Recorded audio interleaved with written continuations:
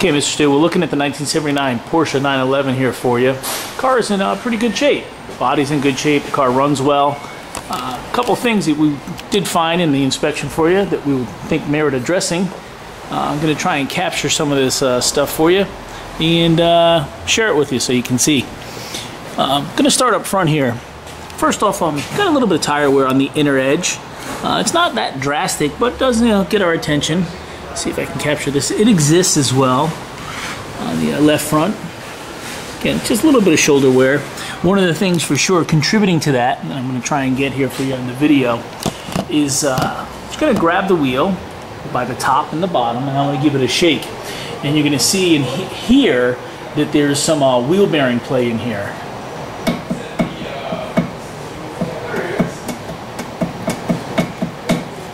So that exists on the left side as well.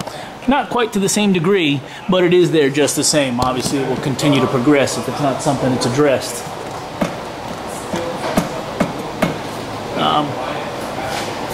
Sounds very similar, but what I feel is a little bit less than on the right side, but again, it's something that merits addressing.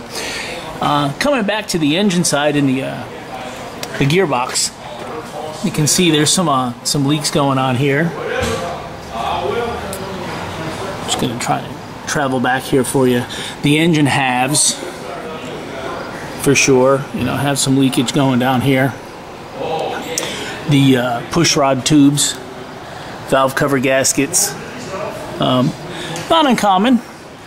Nothing that's for sure not repairable, but I'm trying to capture all this for you. A couple other things that we're noticing. These are your defroster tubes here. These little vents, when you operate the lever, these open and close. And the left side was sticking. I was able to lubricate it with part of the inspection and get it moving for you. So fortunately, that's really something that's been addressed for you already during the inspection process. So I'm going to lower the car down now. As far as leak-wise, again, rear tires are good. Tires are good front and rear. I wouldn't condemn those front tires. I just wanted to show you that that uneven wear that was occurring. That as well as the wheel bearing replacement, obviously keeping them properly inflated as well as performing in alignment will keep that to a minimum for you. I'm going to pause here. I'm going to lower the car and then we'll continue the inspection for you. Okay, so we've got the car lowered now. As we look at the body, there's some minor cosmetic stuff like this, a little dent, another small one there, and we're looking at the luggage compartment area. As you may be aware, the hydraulics do not want to hold. One thing I did notice is the brake master cylinder seems to be a little overfilled there, so we would recommend we drain that down to the proper level, clean that off thoroughly. Again, kind of small stuff, really. So we travel back towards the engine compartment again as well. The hydraulics here are not supporting the lid. So I do have this prop rod we're using here. As we look, the accessory belts are deteriorating, and all three are. Again, regular maintenance stuff. One thing that does get our attention here that I for sure would really urge you to consider addressing is this engine liner. Not only is it a soundproofing or a sound deadening product, it also serves for some heat suppression between the engine compartment and the passenger compartment. It drapes on the firewall and it adheres.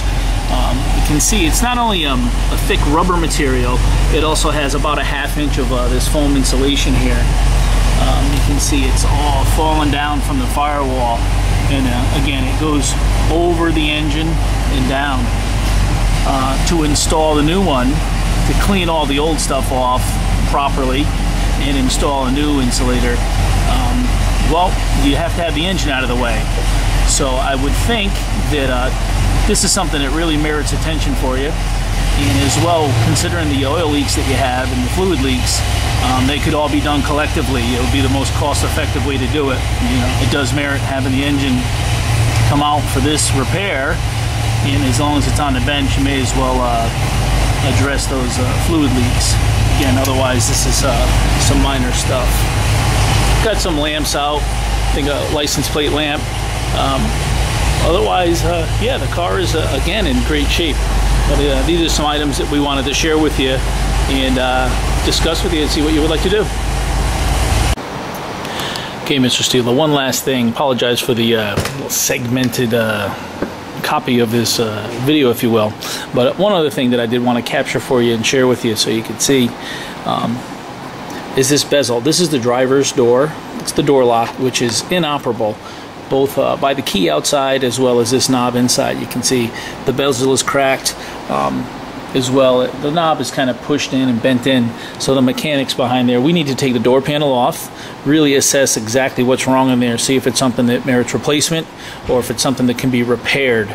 Again, we won't know that until we remove the door panel and make that assessment for you.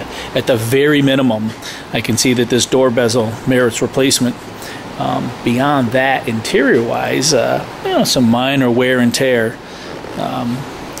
Couple screws missing here. Again, all little things that we can address, especially if you want us to go ahead and take this door panel off and continue with that diagnosis for you. Easily we can put some screws and stuff in there and put the proper fasteners and get that secured properly. Again, otherwise the car is in good shape.